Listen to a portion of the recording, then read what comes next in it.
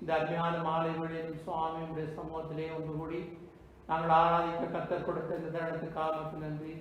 இதோ சகோதரர் ஒருமித்து வாசம் பண்ணுவது எத்தனை நன்மையும் எத்தனை இன்பமாக இருக்கும் என்று சொல்லப்பட்டபடி உடைய பிரகாரங்களிலே நாங்கள் கூடி வந்து கத்தரை ஆராதிக்கவும் உம்மை துதிக்கவும் உடைய நாமத்தை மகிமைப்படுத்தவும் கத்தர் கொடுத்த இந்த தருணத்துக்காக நாங்கள் மக்கள் நன்றி செலுத்துகிறோம். இப்பொழுதும் உடைய ஜீவனுள்ள வார்த்தைகளை கொண்டு எங்களோடு பேசும்படியாய் நாங்கள் செபிக்கிறோம். மனிதன் அப்பத்தினாலே மாத்திரமல்ல, ஜீவனுள்ள தேவனுடைய வாயிலிருந்து புறப்படும் ஒவ்வொரு வார்த்தையினாலும் உழைப்பான் என்று சொல்லப்படுகிற பிரகாரம் ஆண்டவருடைய வார்த்தைகள் கொண்டு எங்களை ஆண்டவரை தைரியப்படுத்தி கர்த்தாவே ஆண்டவருடைய வார்த்தைக்கு நாங்கள் செவி கொடுத்து அதன்படி நடக்க நீர் எங்களுக்கு உதவி செய்யும்படியாக நாங்கள் ஜெபிக்கிறோம். செயற்படுறதுக்காக கூடான கொடி ஸ்தோத்திரம். பேச அடியேனே மற்றும் ஒவ்வொருவரை நம்முடைய ரத்த கோட்டைகளை மறைக்கிறோம். இயேசு நாமத்திலே ஜெபம் பண்ணி நிற்கிறோம். ஜீவனுள்ள நல்ல பிதாவே, ஆமென். இன்றைய நாளில் உங்கள் மத்தியிலே தேவ சித்தம் செய்வோம் என்ற தலைப்பிலே நான் பேச விரும்புகிறேன். தேவனுடைய சித்தத்தை நாங்கள் செய்யும்படியாக நாங்கள் அழைக்கப்படுகிறோம். ஏன் நாங்கள் தேவ சித்தம் செய்ய வேண்டும் என்று சொன்னால், தேவன் எங்களை உலகத்திலிருந்து வேறு பிரித்து பரலோகத்தின் பிரஜைகளாக ஆண்டவர் மாற்றி பரலோகத்துக்கு நாங்கள் வந்து சேர வேண்டும் என்பதற்காகத்தான் தேவன் இந்த உலகத்திலே வந்து எங்களுக்காக அவர் சிலுவையை மரித்து எங்களை இரட்சித்து எங்களை நீதிமானாக்கி அவர் இந்த சபையிலே சேர்த்திருக்கிறார். நாங்கள் ரட்சிப்பின் அனுபவத்தை பெற்று முடிவு பரியந்தம் அவர்களுக்குள்ளே நிலைத்திருப்பது மாத்திரமல்ல, பிரதானமாக நாங்கள் தேவ சித்தம் செய்தால்தான் பரலோகம் போக முடியும் என்று ஆணித்தரமாக இயேசு சொல்லியிருக்கிறார். இந்த வார்த்தைகளை நாங்கள் இப்பொழுது வாசித்து கேட்போம். மத்தேயு 7:21-23 வரை. பரலோகத்தில் இருக்கிற என் பிதாவின் சித்தத்தின்படி செய்கிறவனே பரலோக ராஜ்யத்தில் பிரவேசிப்பானே அல்லாமல் என்னை நோக்கி கர்த்தாவே கர்த்தாவே என்று சொல்லுகிறவன் அதில் பிரவேசிப்பதில்லை.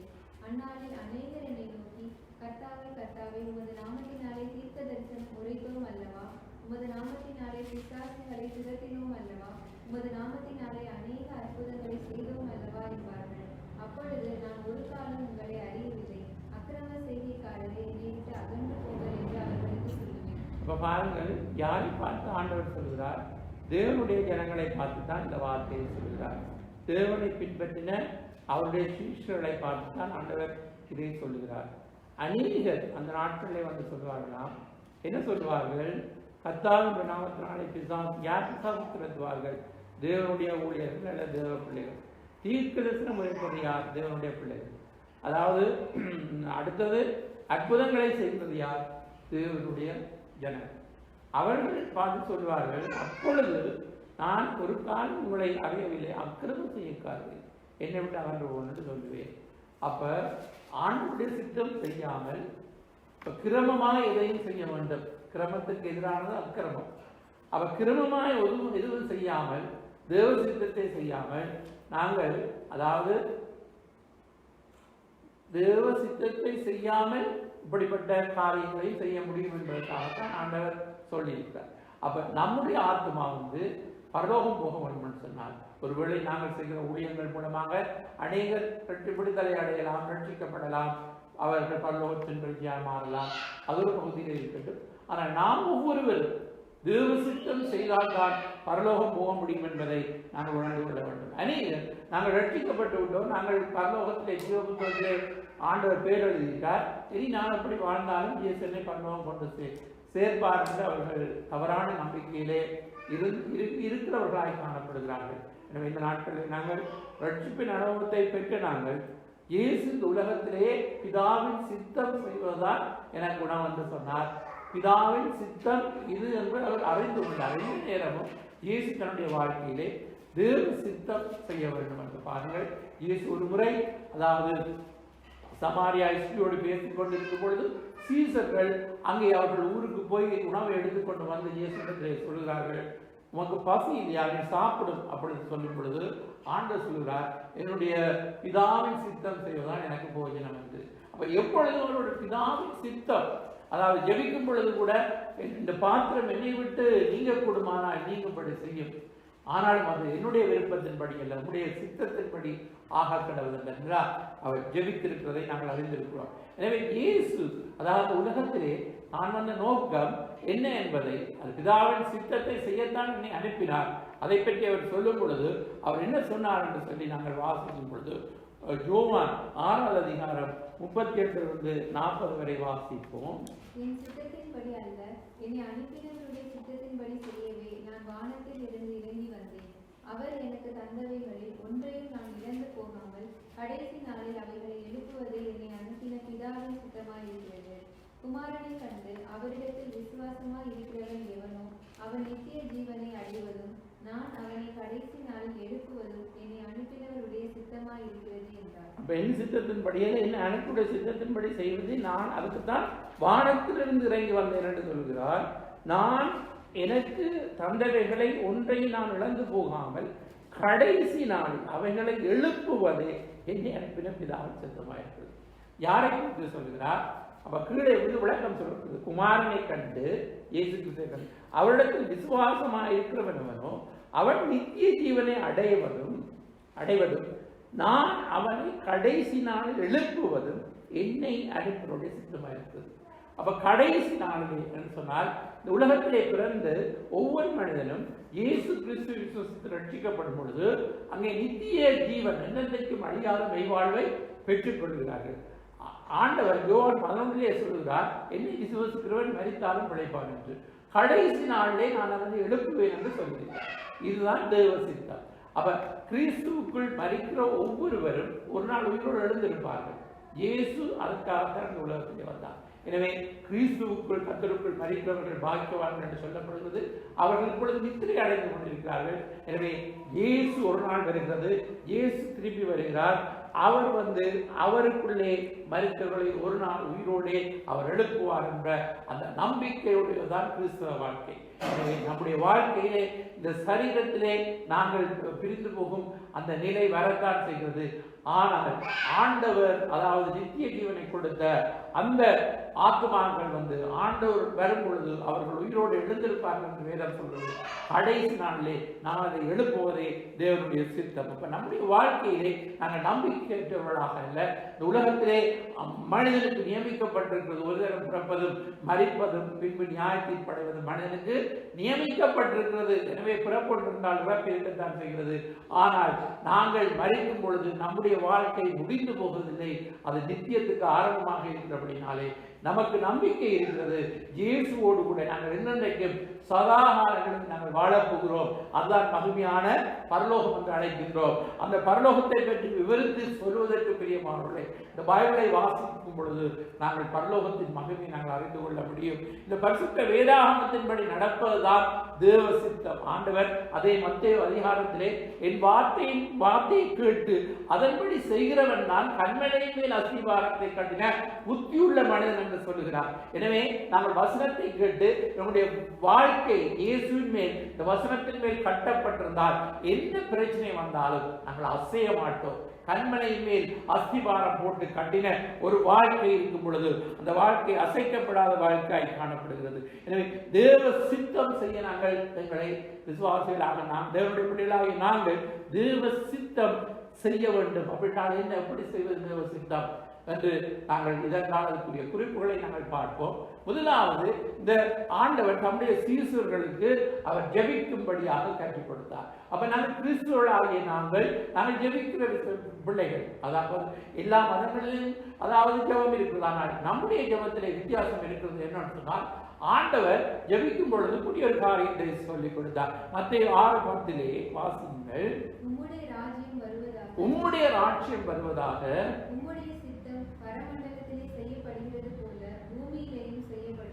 அப்ப இது நம்முடைய ஜெபமாய் இருக்க வேண்டும். உம்முடைய ஆளுகை வருவதாக, உம்முடைய சித்தம் பரமண்டங்களே செய்யப்படுவது போல பூமியிலும் செய்யப்படுவதாக.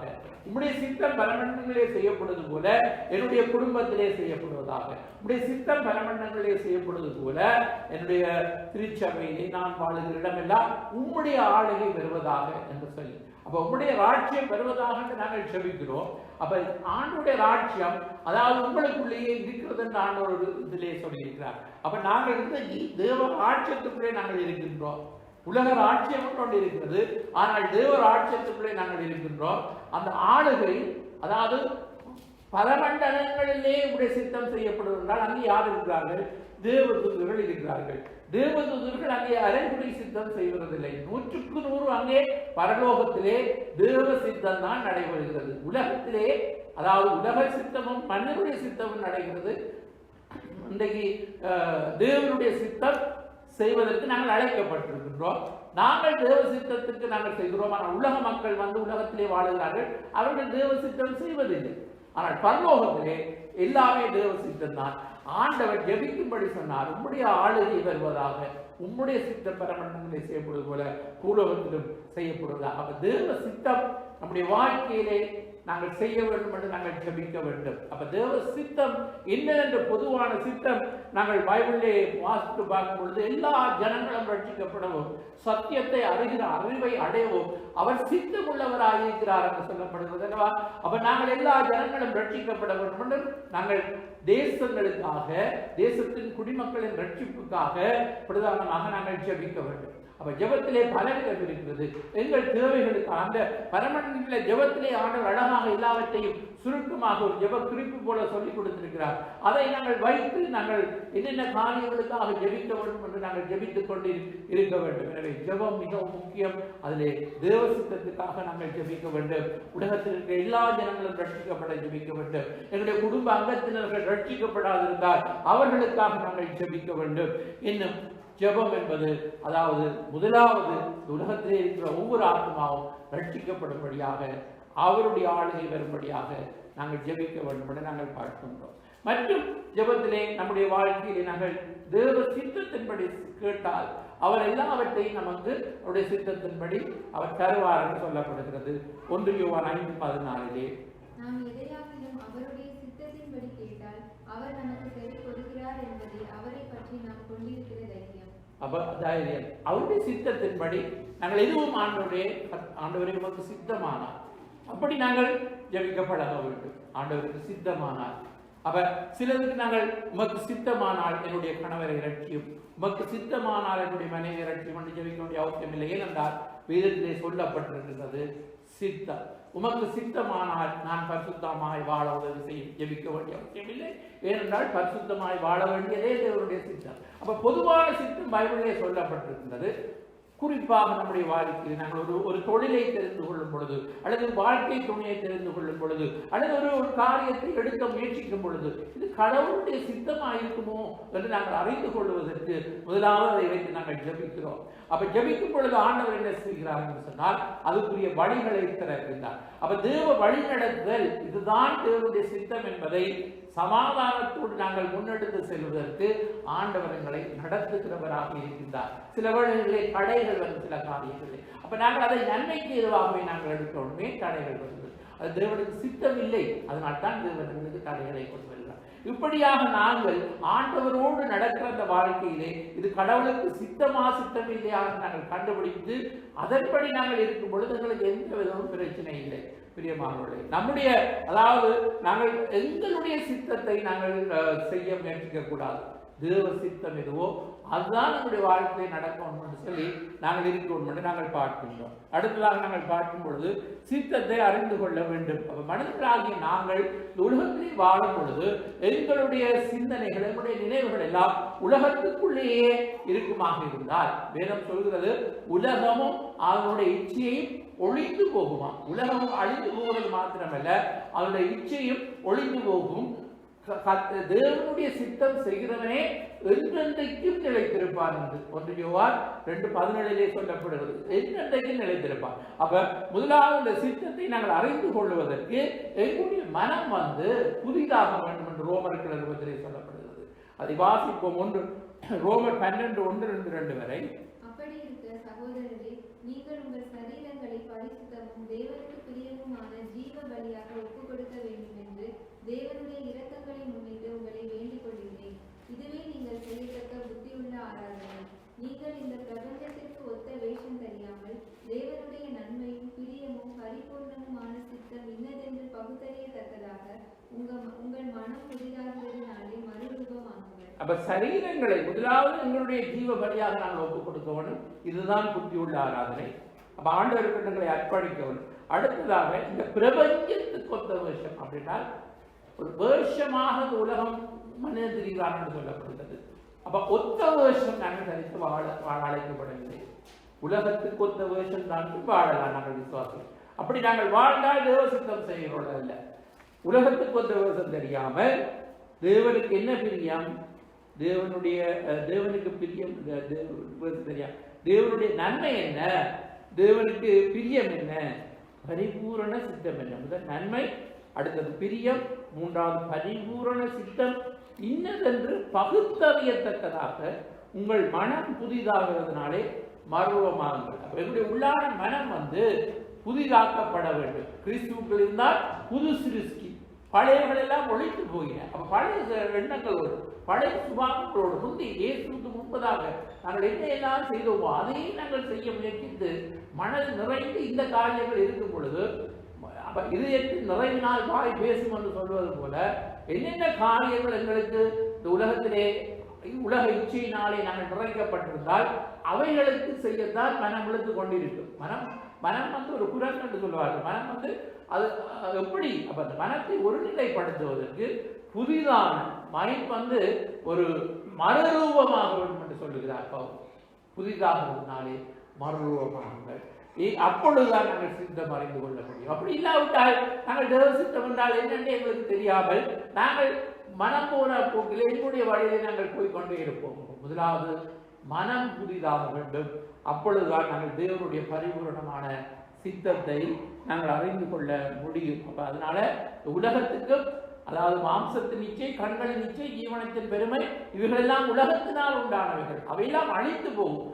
தேவ சித்தம் செய்யும் பொழுது அவன் தான் இன்றைக்கு நிலைத்திருப்பார் என்று வேதம் சொல்கிறபடி நானும் நீங்களும் தேவ சித்தம் செய்வதற்கு முதலாவது நாங்கள் ஜெபிக்க வேண்டும். இரண்டாவது தேவ சித்தத்தை அறிந்து கொள்ள வேண்டும். அடுத்தது நம்முடைய வாழ்க்கையிலே நாங்கள் எது நடந்தாலும் எல்லாவற்றுக்காகவும் தேவனுக்கு நன்றி செலுத்துவதான பிதாவுடைய சித்தம். தேவனுடைய எங்களை குறித்ததான தேவனுடைய சித்தம் எல்லாவற்றுக்காகவும் ஆண்டவருக்கு நன்றி செலுத்துவது. அப்படி என்றால் என்ன, எங்களுக்கு ஒரு நல்லது நடந்தால் ஆண்டவருக்கு நன்றி செலுத்துவது இலகுவான காரியம். ஆனால் எங்களுக்கு ஒரு தீமை நடந்தால் அதற்கும் நன்றி என்று சொல்வது கஷ்டமான காரியம். ஆனால் அதை நாங்கள் செய்யும்படியாகவே நமக்கு சொல்லப்படுகிறது.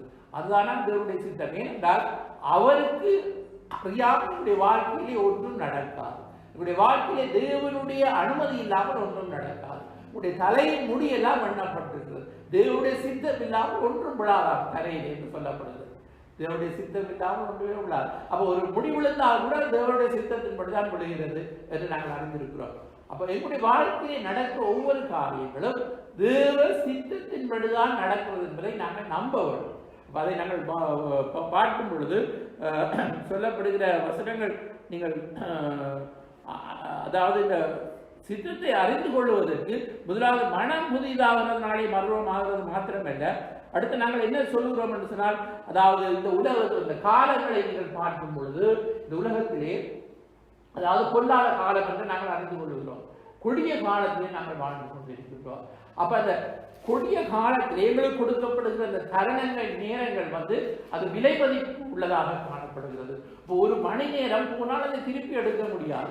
அப்ப அந்த தருணம், இந்த கிருபை நாட்களிலே அந்த விலை மதிப்புள்ள அந்த தருணங்களை நாங்கள் வீணாய் கழிக்கக்கூடாது, காலத்தை வீணாய் கழிக்கக்கூடாது. அதுக்காகத்தான் எபேசியரிலே சொல்லப்படுகிறது 5வது அதிகாரம் 15-17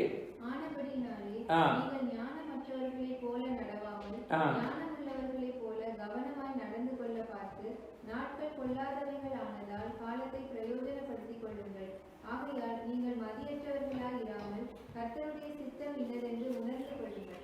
மதியற்றவர்களாயிராமல், அப்ப ஞானமற்றவர்களாயிராமல் அப்படின்ற பதங்களை நீங்கள் பார்க்கும் பொழுது இப்ப ஞானம் அல்லது புத்தி கிட்ட தன்மையாய் நடக்கிறது. இப்ப இவைகள் எல்லாம் அதாவது ஞானம் என்று சொல்லும் பொழுது கர்த்தருக்கு பயப்படுதலே ஞானத்தின் ஆரம்பம். இப்ப உலக ஞானம், தெய்வீக ஞானம், ஞானத்திலே வித்தியாசம் இருக்கிறது. அப்ப பரத்திலிருந்து வருகிற ஞானம் என்று சொல்லப்படுகிறது. அது சுத்தம் உள்ளது, அது அதாவது நீதி நிறைந்தது அப்படின்லாம் நாங்கள் அறிந்திருக்கிறோம். அப்ப தேவன் நம்முடைய பிள்ளைகளுக்கு ஞானத்தை கர்த்தர் ஞானத்தை தருகிறார். அப்ப அந்த ஞானமும் அறிவும் நிறைந்த பிள்ளைகளாக நாங்கள் முட்டாள்தனமாய் நாங்கள் இந்த உலகத்திலே நாங்கள் நடக்கக்கூடாது. ஏனென்றால் நாட்கள் பொல்லாது, காலத்தை பிரயோஜனப்படுத்திக் கொள்ளுங்கள் என்று சொல்லப்படுகிறது. நாட்கள் பொல்லாது. அப்படி நீங்கள் மதியற்றவர்களாயிராமல் கர்த்தருடைய சித்தம் இன்னதென்று உணர்ந்து கொள்ளுங்கள் என்று வேதம் சொல்கிறது. அப்ப இந்த பொல்லாத நாட்களிலே கொடுக்கப்படுகிற தருணங்களை வீணடிக்காமல் இது கர்த்தருடைய சித்தம் தானா என்பதை நாங்கள் அறிந்து உணர்ந்து கொள்ளும்படியாக வேதம் சொல்கிறது. அப்ப நாங்கள் இன்றைக்கு கொடுக்கப்படுகிற இந்த தருணத்திலே தேவ சித்தம் செய்யாவிட்டால் இன்னொரு தருணம் எங்களுக்கு கொடுக்கப்படாது. காலத்தை நாங்கள் வீணடிக்கிறோம். அதனால் தான் வேதம் சொல்கிறது, நாட்கள் பொல்லாதவைகள், காலத்தை பிரயோஜனப்படுத்திக் கொள்ளுங்கள், மதியற்றவர்களாயிருங்கள், கர்த்தருடைய சித்தம் என்னவென்று அறிந்து உணர்ந்து கொள்ளுங்கள் என்று வேதம் எச்சரிக்கிறது.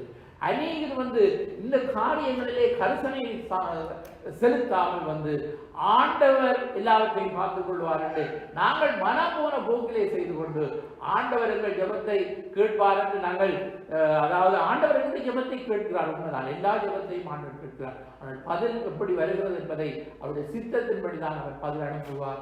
எனவே நாங்கள் இந்த நாட்களில் அதை புரிந்து கொண்டவர்களாக ஆண்டவருடைய சித்தம் என்ன, ஆண்டவர் இயேசு இந்த உலகத்திலே அதாவது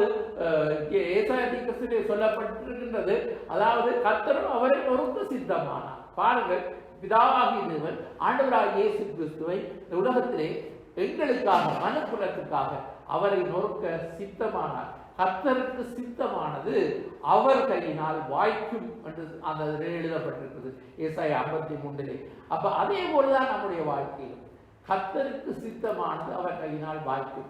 அது ஒருவேளை நம்முடைய வாழ்க்கையிலே அது துன்பமான ஒரு பாதையாக நாங்கள் கடந்து செல்லக்கூடிய இதாக இருந்தால் அது ஆண்டவர் எங்களுக்கு அனுமதித்திருக்கிறார். அது ஆண்டவருடைய சித்தம், அதன் பாதையிலே தான் நாங்கள் கடந்து செல்ல வேண்டும் என்று சொல்லி நாங்கள் அந்த நேரத்திலும் கூட ஆண்டவருடைய சித்தம் செய்ய நாங்கள் தவறக்கூடாது.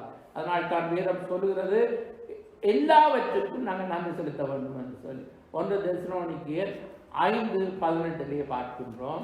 எல்லாவற்றிலேயும் ஸ்தோத்திரம் செய்யுங்கள், அப்படி செய்வதே கிறிஸ்து இயேசுவுக்குள் உங்களை குறித்து தேவனுடைய சித்தமாயிருக்கிறது. எல்லாவற்றிலேயும் அப்ப கர்த்தரை நான் எக்காலத்திலும் ஸ்தோத்திரிப்பேன், அவர் துதி எப்பொழுதும் என் வாயில் இருக்கும். ஆண்டவர் நல்லவர் என்று நாங்கள் சொல்கிறோம். ஆண்டவர் எந்த காலத்திலே நல்லவர், எங்களுக்கு நல்லது நடந்தால் ஆண்டவர் நல்லவர். அப்ப எங்களுக்கு தீமை நடந்தால் ஆண்டவர் நல்லவர் இல்லையா, நல்லவராகவே இருக்கிறார் என்று வேதம் சொல்கிறது. 73ஆம் சங்கத்திலே சுத்த இருதயமுள்ள இஸ்ரவேலருக்கு தேவன் நல்லவராகவே இருக்கிறார். அப்படின்னால் எங்களுடைய இதயத்திலே கள்ளம் கபடம் இருக்கக்கூடாது. கர்த்தர் நல்லவர் என்பதிலே எந்தவித சந்தேகம் இருக்கக்கூடாது. அவர் நல்லவராகவே இருக்கிறார். எங்களுக்கு நல்லது நடக்காட்டிக்கு அவர் நல்லவர் அல்ல என்று சொன்னால் அது எங்களுடைய உள்ளத்திலே இருக்கிற பிரச்சனையே தவிர ஆண்டவருடைய நிலையிலே மாற்றம் இல்லை.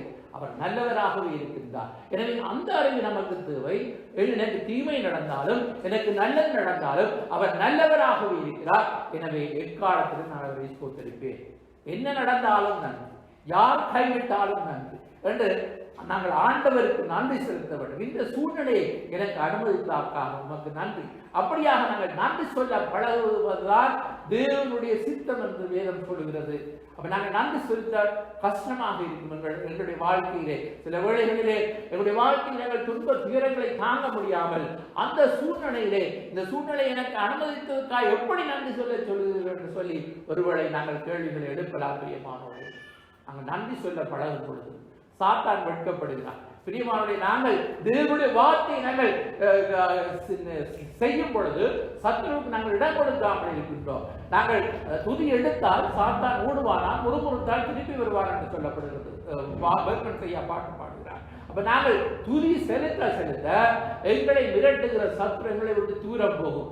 ஆனால் நாங்கள் முறுமுறுக்க ஆரம்பிக்கும் பொழுது ஆண்டவர் என்னை கைவிட்டு விட்டார், என் ஜெபத்தை கேட்கவில்லை, எனக்கு ஒன்றுமில்லை என்றால் முறுமுறுக்கிறோம், அவன் திரும்பி வருகிறார். எனவே சாத்தானுக்கு எதிர்த்து நிற்க வேண்டும் என்று சொன்னால் நாங்கள் எக்காலத்திலும் எல்லாவற்றிற்காகவும் ஆண்டவருக்கு ஸ்தோத்திரம் செய்ய நாங்கள் பழகணும். யோபு என்ன ஸ்தோத்திரம் எடுக்கிறார்? கர்த்தர் கொடுத்தார், கர்த்தர் எடுத்தார், கர்த்தருடைய நாமத்துக்கு ஸ்தோத்திரம். பிரியமானவர்களே, இது எல்லாரும் சொல்ல முடியாது. யோபு சொன்னார், கர்த்தர் கொடுத்தார், கர்த்தர் எடுத்தார், கர்த்தருடைய நாமத்துக்கு ஸ்தோத்திரம். அதைத்தான் வேதம் சொல்ல சொல்லுங்கள். நானும் நீங்களும் அப்படி சொல்ல பழகுவோமா இருந்தால் எங்களை எந்த சத்துருவும் நெருங்க முடியாது.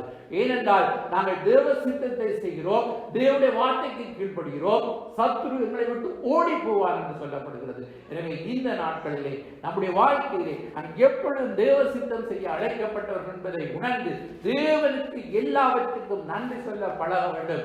அப்படி நன்றி சொல்ல சொல்ல நம்முடைய வாழ்க்கையிலே நன்மையும் ஆசீர்வாதமும் செழிப்பும் கடந்து வரும். எனவே முறுமுறுப்புவதை விட்டுவிட்டு நம்முடைய வாழ்க்கையிலே தோல்விகளை சந்தித்தார், ஆண்டவரே இந்த சூழ்நிலையை எனக்கு அனுமதித்ததுக்காக உமக்கு ஸ்தோத்திரம், இந்த பாதையை என்னை நடத்துகிறதுக்காக உமக்கு ஸ்தோத்திரம், இதனுடைய வாழ்க்கையை அனுமதித்ததற்காக ஸ்தோத்திரம் என்று யோபை போல யோபுடைய மனைவி என்ன சொன்னார்கள், இன்னும் உத்தமமாக இருக்கிறீர்களா, தேவனை தூசியும் ஜீவனை விடும் என்று சொன்னார்கள்.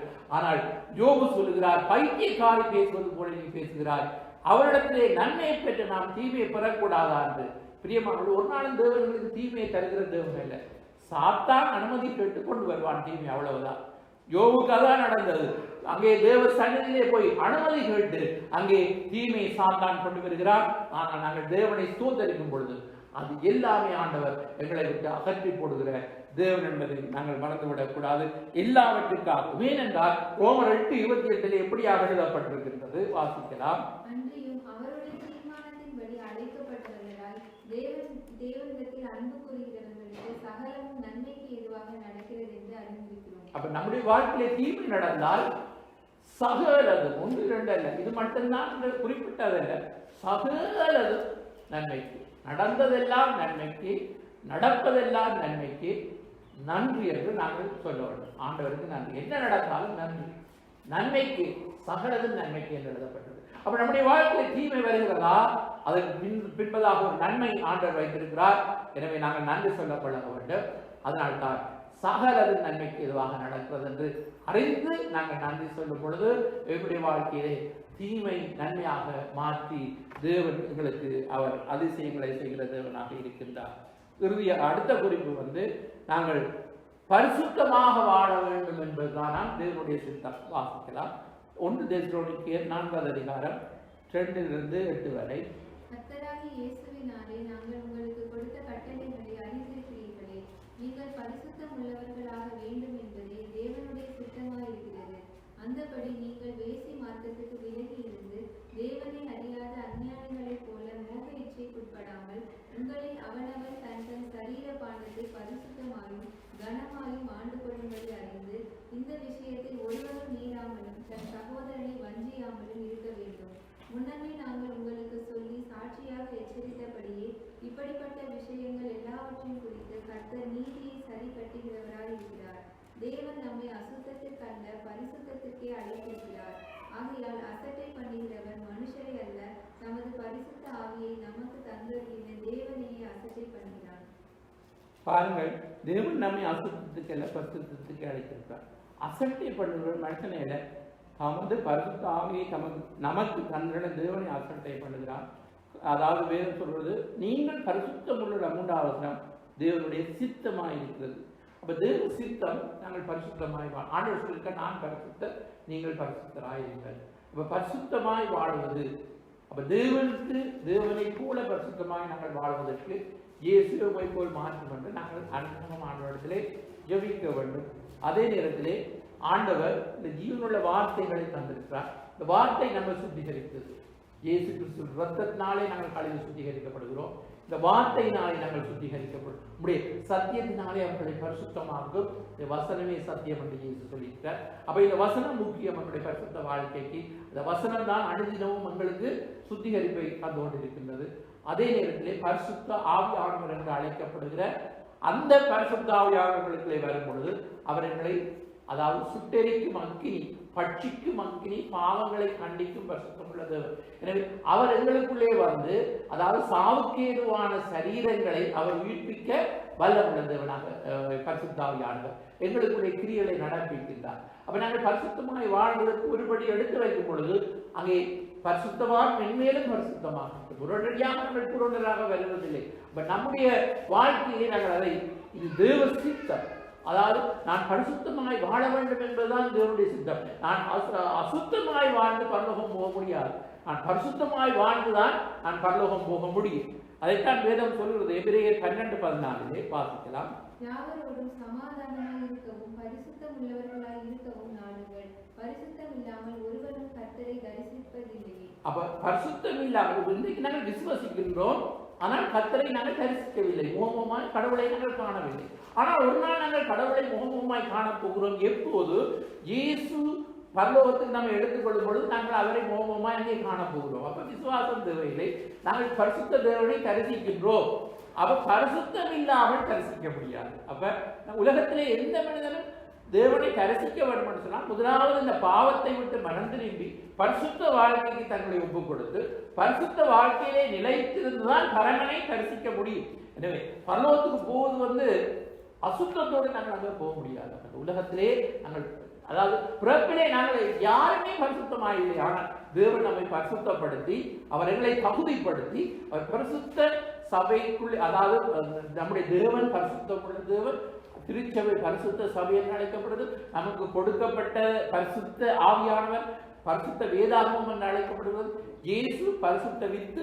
எனவே எல்லாம் பரிசுத்தம். பரிசுத்தம் இல்லாமல் ஒருவனும் தேவனை தரிசிக்க முடியாது. யாவரோடும் சமாதானமாய் இருக்கவும் ரெண்டும் செய்ய வேண்டும். இந்த உலகத்திலே யாரோடும் சமாதானம் இருக்க வேண்டும். ஆனால் ஒருவரோடு நாங்கள் சமாதானமாக இருக்க வேண்டும் என்பதற்காக பரிசுத்தத்தை நாங்கள் விட்டுக் கொடுக்க முடியாது. பாருங்கள், இந்த உலகத்தில் உள்ள மக்கள் நாங்கள் கிறிஸ்தவர்கள், நாங்கள் சபைக்கு வாருங்கள், பைபிள் படியுங்கள், எங்களுடைய இதிலே கலந்து கொள்ளுங்கள் என்று நாங்கள் அவர்களை அழைக்கிறோம். அதே போல அவர்களும் நீங்களும் எங்களுடைய காரியங்களில் பங்கு பெறுங்கள், நாங்கள் இப்படித்தான் எங்களுடைய வாழ்க்கை முறை அப்படி சொல்லுவார்கள். இப்ப நாங்கள் அவரோடு சமாதானமாய் இருக்க வேண்டும் அல்லவா? நாங்கள் அப்படி அவர்களோடு நாங்கள் ஒத்து போகாவிட்டால் இந்த உறவு துண்டிக்கப்படும் அல்லவா என்று நாங்கள் என்ன செய்வோம்? சில வேளைகளிலே அப்போது நாங்கள் ஒத்து போவோம். ஆனால் அது தேவனுக்கு தெரியவில்லை. நாங்கள் எப்பொழுதும் தேவ சித்தம் செய்ய அழைக்கப்பட்டிருக்கின்றோம். அவர்களோடு நாங்கள் சமாதானமாக இருக்கத்தான் வேண்டும். ஆனால் பரிசுத்தத்துக்கு எது இடையூறு வருகிறதோ அதற்கு நாங்கள் ஒத்து போக முடியாது. அப்படி நாங்கள் வைராக்கியம் பாராட்டும் பொழுதுதான் அவர்களும் இந்த பரிசுத்த தேவனை எங்களுக்கு இருக்கிற நம்பிக்கையை குறித்து அறிய வாசிப்பார்கள். உலகத்தில் உள்ள மக்களுக்கு தெரியும் நிச்சயமாக நம்முடைய தேவன் பரிசுத்தமுள்ள தேவன் என்பதையும், கிறிஸ்தவர்கள் பரிசுத்தமாய் வாழ வேண்டும் என்பதையும், அவர்கள் உலக காரியத்துக்கு உடன்பட்டு வரமாட்டார்கள் என்பதையும் உலகமே அறிந்திருக்கிறது. எனவே இதற்கு ஒரு பெரிய பிரச்சனை அல்ல.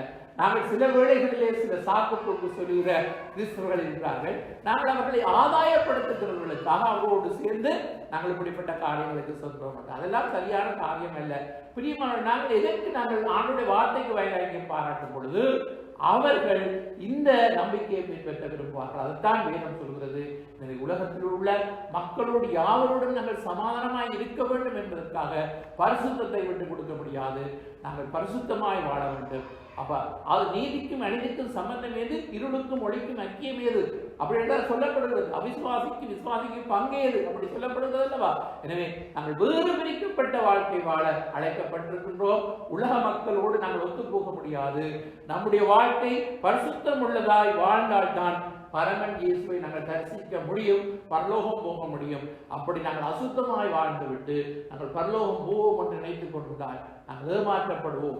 எனவேதான் ஆண்டவரை எச்சரிப்பு சொல்லியிருக்கார், தேவ சித்தம் செய்தால்தான் பரலோகம். அப்படி என்றால் பரிசுத்தமாய் வாழ்வது தேவனுடைய சித்தம். அதை நாங்கள் செய்தால்தான் நாங்கள் பரலோகம் போக முடியும் என்பதை நாங்கள் பார்க்கின்றோம். அடுத்ததாக நம்முடைய திட்டம் அல்ல, தேவனுடைய சித்தமே நடக்கும். இப்ப நாங்கள் திட்டங்கள் பிளான் பூர்வத்துக்கு நாங்கள் பெரிய வல்லவர்களாக இருக்கிறோம். மனிதர்களாகி நாங்கள் எங்களுக்கு பலவிதமான கற்பனைகள், மனக்கோட்டைகள், எதிர்கால திட்டங்கள் இப்படி என்றெல்லாம் வரும்.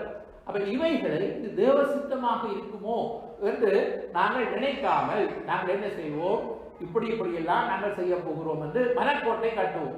ஆனால் வேதம் அதற்கு எச்சரிக்கிறது. பெரியமானவர்களே, நாங்கள் எப்பொழுதும் சொல்ல வேண்டுமா தேவ சித்தத்தின்படி நடக்கட்டும் என்று சொல்லி.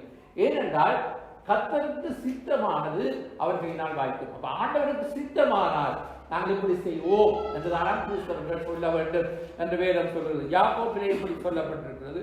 4வது அதிகாரம் 13-15 வரை. மேலும் நாங்கள் இன்றைக்கு அல்லது நாளைக்கு இன்ன பட்டணத்திற்கு போய் அங்கே ஒரு வருஷம் தங்கி வியாபாரம் செய்து சம்பாத்தியம் பண்ணுவோம் என்கிறவர்களே கேளுங்கள். நாளைக்கு நடப்பது உங்களுக்கு தெரியாது. உங்கள் ஜீவன் எப்படிப்பட்டது? கொஞ்ச காலம் தோன்றி பின்பு தோன்றாமல் போகிற புகையை போல் இருக்கிறது. ஆதலால் ஆண்டவருக்கு சித்தமானால் நாங்களும் உயிரோடு நான் ஆண்டவருக்கு சித்தமானால் நாங்களும் உயிரோடு இருந்தால். ஏனென்றால் நம்முடைய ஜீவனை மேலும் நான் இன்றைக்கு அல்லது நாளைக்கு இன்ன பட்டணத்துக்கு போய் அங்கே ஒரு வருஷம் தங்குவோம், பின்பு வியாபாரம் செய்வோம், சம்பாத்தியம் பண்ணுவோம் என்று இருக்கிறவர்களே கேளுங்கள். நாளைக்கு நடப்பது உங்களுக்கு தெரியாது. உங்கள் ஜீவன் எப்படிப்பட்டது? கொஞ்ச காலம் தோன்றி பின்பு தோன்றும் புகையை போல் இருக்கிறது. புல்லை போல் உலர்கிற வாழ்க்கை ஒரு புகையை போல இருக்கிற இது. அப்ப நாங்கள் சொல்ல வேண்டுமா? ஆண்டவருக்கு சித்தமானால் நாங்களும் உயிரோடு இருந்தால் அப்படி செய்வோம். அப்ப நம்முடைய அப்படின்னா நீங்கள் கேட்கலாம், நாங்கள் எதிர்காலத்தை குறித்து ஒரு பிளான் போட முடியாது. எதிர்காலத்தை குறித்து நாங்கள் பிளான் போடுவதிலே தவறில்லை. அதுவும் ஆண்டவருடைய சித்தத்தின்படி அதை நாங்கள் பிளான் போடலாம். ஆண்டவர் அதை நிறைவேற்ற. அப்ப நமக்கு திட்டங்களை தருகிறவர் அவர், செயல்படுத்தி முடிப்பவரும் அவர். அப்ப நாங்கள் அவரிடத்திலே முதல் என்னுடைய விருப்பத்தை, என்னை குறித்து தேவனுடைய சித்தம் என்ன, நான் என்னத்தை செய்ய பவுல் அதைத்தான் கேட்டார். அதாவது இயேசு அவரை சந்தித்த பொழுது நான் என்ன செய்ய சித்தமாயிருக்கிறீர்கள். அப்ப அதே போல நாங்களும் ஆண்டவரை நான் என்ன செய்ய சித்தமாய், மற்றவர்கள் இப்படி செய்கிறார்கள் அதே போல நான் கோப்பி பண்ண முடியாது. ஒருவரை குறித்து வித்தியாசமான முறையிலே சித்தம் இருக்கிறது. எனவே அவர்களை கூட நாங்கள் செய்ய வேண்டும் என்று முயற்சிக்க கூடாது. நாங்கள் எங்களுடைய குறித்து என்ன செய்ய ஆண்டவர் சித்தமாயிருக்கிறார். அப்ப ஆண்டவர் அதிலே நாங்கள் நிலைத்திருந்தால் எங்களுக்கு சமாதானம். அதை விட்டு இந்த உலகத்திலே இருக்கிற மக்கள் திட்டம் போடுவது போல ஒருவர் ஒன்று செய்தால் அதை மற்றவர்கள் கோப்பை பண்ணுவார்கள். இதே போல நானும் செய்வேன் என்று இதெல்லாம் தேவனுடைய சித்தத்துக்கு ஒத்து வராது. நாங்கள் ஆண்டவருடைய சித்தமாக இருந்தால், நாங்களும் உயிரோடு இருந்தால் இன்னென்ன பிரகாரம் செய்ய வேண்டும் என்று வேதம் சொல்கிறது.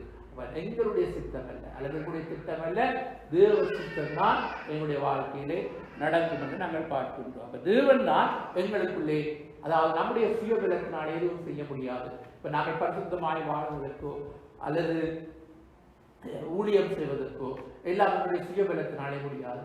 தேவன் தான் எங்களுக்குள்ளே விருப்பங்களை வாஞ்சிகளை உண்டு பண்ணி அவர் நிறைவேற்றுகிறவர். பிலிப்பியர்கள் 2ஆம் அதிகாரம் சொல்லுகிறது 12-16 வரை. ஆதலால் எனக்கு பிரியமானவர்களே, நீங்கள் எப்பொழுதும் கீழ்ப்படிகிறபடியே நான் உங்களுக்கு சமீபமாய் இருக்கும் பொழுது மாத்திரமல்ல, நான் தூரமாய் இருக்கிற இப்பொழுதும் அதிக பயத்தோடும் நடுக்கத்தோடும் உங்கள் ரட்சிப்பு நிறைவேற பிரயாசப்படுங்கள். ஏனெனில் தேவனே தம்முடைய தயவுள்ள சித்தத்தின்படி விருப்பத்தையும் செய்கையையும் உங்களை உண்டாக்குகிறவராய் இருக்கிறார். நான் வீணாக ஓடினதும் வீணாக பிரயாசப்பட்டதும் இல்லை என்கிற மகிழ்ச்சி கிறிஸ்துவின் நாளில் எனக்கு உண்டாயிருப்பதற்கு ஜீவ வசனத்தை பிடித்துக் கொண்டு உலகத்திலே சுடர்களைப் போல பிரகாசிக்கிற நீங்கள் கோணலும் மாறுபாடுமான சந்ததியின் நடுவிலே குற்றமற்றவர்களும் கபடற்றவர்களும் தேவனுடைய மாசற்ற பிள்ளைகளாய் இருக்கும்படிக்கு எல்லாவற்றையும் முறுமுறுப்பில்லாமலும் தர்க்கிப்பில்லாமலும் செய்யும். அப்ப பாருங்கள் என்னத்தை சொல்ல வருகிறார் பவுல் இங்கே பிலிப்பியர் நிருபத்திலே. அதாவது அவர் 13வது வசனம், ஏனெனில் தேவனே தம்முடைய தயவுள்ள சித்தத்தின்படி விருப்பத்தையும் செய்கையையும் உங்களில் உண்டாக்குறவராக இருக்கின்றார். அப்ப இன்றைக்கு நானும் நீங்களும் எங்களுடைய இந்த முயற்சியினால் எதுவும் முடியாது. தேவன் தான் எங்களுக்குள்ளே விருப்பங்களை செய்களை உண்டாக்குறவர். அப்ப நம்முடைய வாழ்க்கையிலே என்னுடைய பலத்தினாலே முடியாத ஆண்டவரே உங்களுடைய சித்தம் தான் அதை நாங்கள் ஒப்புக் கொடுக்கும் பொழுது எங்களுக்குள்ளே ஆண்டவர் விருப்பங்களையும் செய்கைகளையும் உண்டாக்குகிறவராயிருக்கிறார். அவர்தான் இந்த காரியத்திலே எங்களை நடத்துகிறவராயிருக்கிறார். அவருடைய சித்தத்தின்படி எங்களுக்குள்ளே வாஞ்சைகள், விருப்பங்கள், தேவனுக்கு அடுத்த காரியங்களை அவர் உருவாக்குகிற தேவனாக இருக்கின்றார். அது மாத்திரமல்ல, அதாவது கோணலும் மாறுபாடும் உள்ள இந்த சந்ததியிலே, அதாவது ஜீவ வசனத்தை பிடித்துக் கொண்டு, அதாவது இந்த ஜீவ வசனத்தை பிடித்துக் கொண்டு உலகத்திலே சுடர்களை போல, அப்படின்னா நட்சத்திரங்களை போல நாங்கள் பிரகாசிக்கிறவர்கள் என்று சொல்கிறார். நாங்கள் இந்த உலகத்திலே சுடர்களை போல பிரகாசிகள், கோணலும் மாறுபாடுள்ள சந்ததியிலே குற்றமற்றவர்கள், கபடமற்றவர்கள், மாசற்றவர்களாய் நாங்கள் வாழுவதற்கு எல்லாவற்றையும் முறுமுறுப்பு வாதாட்டம் இல்லாமல் செய்யும்படியாக சொல்லப்படுகிறது. இதை குறித்து நாங்கள் முறுமுறுக்க கூடாது, வாதாட்டம் நமக்குள்ளே இருக்கக்கூடாது. கீழ்ப்படிவோடு கூட, அங்கே பவுல் சொல்கிறார், கீழ்ப்படிவோடு கூட, அதாவது பயத்தோடும், அதாவது 12வது வசனம், அதான் எனக்கு பிரியமானவர் நீங்கள் எப்பொழுதும் கீழ்ப்படுகிறபடியே நான் உங்களுக்கு சமமாயிருக்கிறது மாத்திரமல்ல, நான் தூரமாக இருக்கிற எப்பொழுதும் அதிக பயத்தோடும் நடுக்கத்தோடும் உங்கள் ரட்சிப்பு நிறைவேற பிரயாசப்படுகிறோம். நாங்கள் பிரயாசப்படுறோம். நாங்கள் அதே நேரத்திலே தேவன் எங்களுக்குள்ளே விருப்பங்களை செய்களை உண்டு பண்ணி அப்ப ரெண்டும் சேர்ந்துதான் இயங்குகிறது. இப்ப நமக்குள்ளே கிருபையினாலே விசுவாசத்தை கொண்டு ரட்சிக்கப்பட்டீர்கள் என்றால் கிருபை தேவன் தருகிறார். எங்களுக்குள்ளே இருக்கிற விசுவாசத்தின் மூலம் நாங்கள் ரட்சிக்கப்படுகிறோம். அதே போல நாங்கள் அதாவது தேவனுக்கு எங்களை பிரயாசப்படுகிறோம். தேவன் எங்களுக்குள்ளே விருப்பங்களை செயல்களை உண்டாக்குகிறார். அதன் மூலமாக நாங்கள் இந்த பரிசுத்த வாழ்க்கைக்கு நாங்கள் முன்னெடுத்து செல்லப்படுகிறோம். தேவ சித்தத்தை நிறைவேற்றுவதற்கு தேவன் எங்களை நடத்தி செல்கிற தேவனாக இருக்கின்றார். ஏனென்றால் அவர் உண்மை உள்ளவர். எங்களை அழைத்த தேவன் அவர் உண்மை உள்ளவர். நாங்கள் மனிதர்கள் இதை சொல்லுவோம், ஆனால் செய்ய முடியாது. ஆனால் தேவன் சொன்னால் சொன்னதால் அவருடைய வார்த்தையின்படி அவர் எல்லாவற்றையும் சரியாக செய்கிற தேவன். இறுதியாக நாங்கள் ஒரு வசனத்தை வாசிப்போம். 1 தெசலோனிக்கேயர் 5வது அதிகாரம் 23-24. சமாதானத்தின் தேவன் தாமே உங்களை முற்றிலும் பரிசுத்தமாக்குவாராக. உங்கள் ஆவி ஆத்மா சரீரம் முழுவதும் நம்முடைய கர்த்தராகிய இயேசு கிறிஸ்து வரும்போது குற்றமற்றதா இருக்கும்படி காக்கப்படுவதாக. உங்களை அழைக்கிறவர் உண்மை உள்ளவர், அவர் அப்படியே செய்வார். இதுதான் மிக முக்கியமானது. உங்களை அழைக்கிறவர் அவர் உண்மை உள்ளது. நம்மை அழைத்த தேவன் அவர் உண்மை உள்ள தேவன். அப்படின்னு சொன்னால் உண்மை உள்ள தேவன் என்றால் என்ன? அவர் நம்பிக்கைக்கு பாத்திரராயிருக்கிறார். அவருடைய வார்த்தை அவர் சொல்லுகிற காரியம் அவர் நான் உன்னை விடுவிப்பேன் ரட்சிப்பேன் என்றால் நிச்சயமாக அவர் அப்படி செய்கிற தேவனாக இருக்கிறார். தேவனை குறித்து தேவனுடைய வார்த்தையை குறித்து நாங்கள் கண்ணிகனம் ஒரு கொஞ்சம் கூட நாங்கள் சந்தேகப்படக்கூடாது. 100க்கு 100 அவரை நம்ப வேண்டும். அவருடைய வார்த்தை அது வல்லமை உள்ளதாக இருக்கிறது. வானம் பூமி ஒழிந்து போகும், அவருடைய வார்த்தை மாறாதாக இருக்கின்றது. தேவன் சத்தியபரராக இருக்கிறார். அவர் சொல்ல ஆகும் அவர் கண்டட நிற்கும். எனவே தேவ சித்தம் செய்ய நாங்கள் அழைக்கப்பட்டிருக்கின்றோம். பரலோகத்தில் பிதாவின் சித்தம் செய்வதற்கு விசுவாசிகளாகி தேவ பிள்ளைகளாகி நாங்கள் அவரை நோக்கி நாங்கள் ஜெபிக்க வேண்டும். சித்தத்தை அறிந்து கொள்ள வேண்டும். எல்லாவற்றுக்கும் நாங்கள் நன்றி செலுத்துவதான் தேவனுடைய சித்தம். பரிசுத்தமாய் வாழுவோம், அதுதான் தேவனுடைய சித்தம். நம்முடைய சித்தம் அல்லது நம்முடைய திட்டங்கள் அல்ல, எல்லாம் கர்த்தருடைய சித்தத்தின்படிதான் நடக்கும் என்ற ஒரு எதிர்கால திட்டங்கள் கூட தேவ சித்தத்தின்படிதான் நடக்கும் என்ற அந்த நம்பிக்கையில் இருக்க வேண்டும். அதே நேரத்திலே நாங்கள் எங்களுடைய முயற்சினாலே முடியாது. தேவன் தான் எங்களுக்குள்ளே விருப்பங்கள் செய்களை உண்டாக்கி அவர் நடத்துகிற தேவன். எங்களை அழைத்தவர் அவர் உண்மை உள்ளவர். அவர் நிச்சயமாகவே எங்களை அவர் நீதியின் பாதையில் அவர் நடத்துகிற தேவனாக இருக்கின்றார். எனவே இந்த விசுவாசத்தோடு தேவ சித்தம் செய்ய அழைக்கப்பட்டிருக்கின்றோம். அப்ப எங்களுடைய சித்தம் அல்ல, தேவ சித்தம் என்னுடைய வாழ்க்கையிலே நடக்கிறது என்பதை உணர்வோம். இன்று வரை என்னுடைய வாழ்க்கையிலே நடந்ததெல்லாம் தேவனுடைய சித்தத்தின்படிதான். எனவே அவருடைய சித்தம் என்று ஒன்றுமே எங்களுக்கு, அவருடைய அனுமதி என்று ஒன்றுமே எங்களுக்கு நடக்காது. எனவே அதற்காக நாங்கள் ஸ்தோத்திரம் செலுத்துவோம். ஆண்டவர் எங்களோடு கூட எங்களை நடத்துகிற தேவனாக இருக்கின்றார். எழுந்து நிற்போம். ஹல்லேலூயா. தேவனை துதிப்போம். Thank you Jesus. நம்முடைய வார்த்தைகளுக்காய் ஸ்தோத்திரம் ஆண்டவரே. ஹல்லேலூயா. நன்றியோடு துதிக்கிறோமே, நன்றியோடு துதிக்கிறோம் ஆண்டவரே. வானமும் பூமியும் ஒழிந்து போகும், ஆனால் உம்முடைய வார்த்தை ஒழிந்து போகாது என்று வேதம் சொல்லுவது கர்த்தாவே. ஆண்டவரே, உம்முடைய வார்த்தையின்படி எங்களுக்காக கடவுள் மரியாதை ஆண்டவரே சொன்னார்கள். ஆண்டவரே அப்பா, இதோ ஆண்டவருடைய அடிமை, உம்முடைய வார்த்தையின்படி எனக்காக கடவுள் என்று சொல்லி ஆண்டவரே நாங்கள் உம்முடைய பாதத்திலே கர்த்தாவே எங்களுடைய வாழ்க்கை நாங்கள் அர்ப்பணித்திருக்கிறோம். ஆண்டவரே, உம்முடைய சித்தமன்றி உம்முடைய வாழ்க்கையில் எதுவுமே நடப்பதில்லை. ஆண்டவரே, நடந்ததெல்லாம் நன்மைக்கு என்று சொல்லி நாங்கள் நமக்கு நன்றி செலுத்துகிறோம் கர்த்தாவே. ஆண்டவரே, என்ன நடந்தாலும் நன்றி செலுத்த எங்களுக்கு பக்குவத்தை தாரும் ஆண்டவரே சுவாமி. ஆண்டவரே, உம்முடைய ஆளுகை வருவதாக, உம்முடைய சித்தம் பரமண்டங்களிலே செய்யப்படுவது போல பூலோகத்திலும் செய்யப்படுவதாக என்று ஜெபிக்க கற்றுக் கொடுத்த இயேசுவே, நாங்கள் அனுதினமும் உம்முடைய சித்தம் செய்கிறவர்களாக கர்த்தாவே, அதற்காக ஜெபிக்கிறவர்களாக தேவனே இரங்களை நடத்த போகிற தேவக்காய் உமக்கு நன்றி ஆண்டவரே. நாளை நடப்பதை நாங்கள் அறிய முடியாத ஆண்டவரே, நாங்கள் உயிரோடு இருந்தால் இன்னென்ன பிரகாரம் செய்ய வேண்டும் என்று இந்த வேத வசனத்தின்படி கர்த்தாவே ஆண்டவரே, மாம்சமெல்லாம் புல்லை போலவும் மனிதனுடைய மகிமையெல்லாம் புல்லின் பூவை போலவும் இருக்கிறது. புல் உலரும் பூ உதிரும், கர்த்தருடைய வசனமோ என்னென்றைக்கும் நிலைத்திருக்கும் என்று சொல்லப்பட்டிருக்கிறது. ஆண்டவரே, புல்லை போல் உலரும் வாழ்க்கையிலே ஆண்டவரே, நிலையற்ற வாழ்க்கையிலே நிம்மதியான தேவன் நீர் ஆண்டவரே சுவாமி. ஆண்டவரை அழைத்த தேவனே, ஒருபோது நீர் எங்களை கைவிட மாட்டீர். உங்களை அழைக்கிறவர் உண்மை உள்ளவர், அப்படியாகவே செய்வார் என்ற வசனத்தின்படி கர்த்தர் தாமே என் முடிவு பரியெல்லாம் நடத்துகிற தேவனாக இருக்கிறபடி நானும் ஒரு கூடான கோடி ஸ்தோத்திரன். சகல துதியும் கன மகிமையும் தேவர்கள் உமக்கே தருகிறோம். இயேசுவின் நாமத்திலே ஜெபம் பண்ணி இருக்கிறோம் ஜீவனுள்ள நல்ல பிதாவே, ஆமென் ஆமென். துதித்து நாங்கள் ஆராதிக்க போகிறோம். இந்த உணவுப்பட்ட கத்தரை துதிப்பமாக ஆலயங்களுடைய சித்தத்தை நாங்கள் செய்ய எங்கள் ஒப்புக் கொடுத்தவர்களாக ஆலயங்கள் தேவன் சித்தம் செய்வதே எங்களுக்கு இந்த நாட்களில் தேவனுடைய சித்தத்தை சிவங்களை ஒப்புக் கொடுத்து நாங்கள் ஜெபம் பண்ண போகிறோம். அல்லேலூயா. ஸ்தோத்திரம் ஆண்டவரே, நன்றியோடு துதிக்கிறோம். அப்பா பிதாவே ஸ்தோத்திரம், ஜோதிகள் பிதாவே அதிசயமானவரே ஸ்தோத்திரம். அல்லேலூயா. சிலுவை சுமந்தரா சீசராகுவோம், சிலுவை சுமந்தராய் சீசராகுவோம், சிந்தை வாழ்விலும் தாழ்மை அறிப்போம், நிந்தை சுமப்பிலும் சந்தோஷம் கொள்வோம், சிந்தை வாழ்விலும் தாழ்மை அறிப்போம், நிந்தை சுமப்பிலும் சந்தோஷம் கொள்வோம். இயேசு தாங்குவார், அவரே சுமப்பார், ஒரு போதும் கைவிடவே மாட்டார்.